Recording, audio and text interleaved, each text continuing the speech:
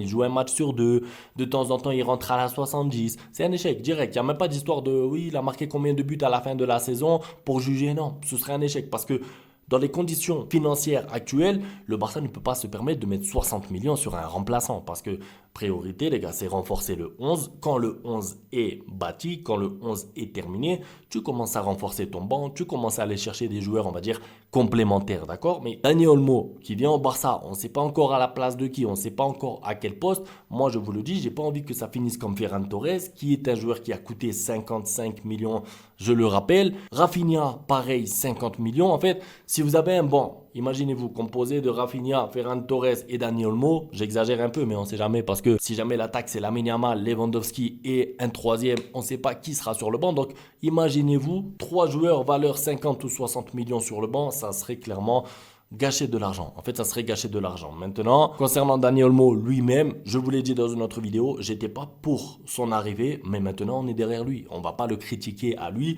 Lui, c'est pas son problème. Il voulait venir au Barça. Il a mis même le Bayern de côté et d'autres clubs et tout de côté. Il accepte même moins d'argent pour venir au Barça. Moi, je lui en veux pas du tout. Lui, il a rien à voir. Donc, on va le supporter à fond. Et évidemment, on espère qu'il sera titulaire, décisif, qu'il répète les matchs et qu'il fasse une grosse saison avec le Barça. C'est tout ce que je souhaite. Maintenant, encore une fois,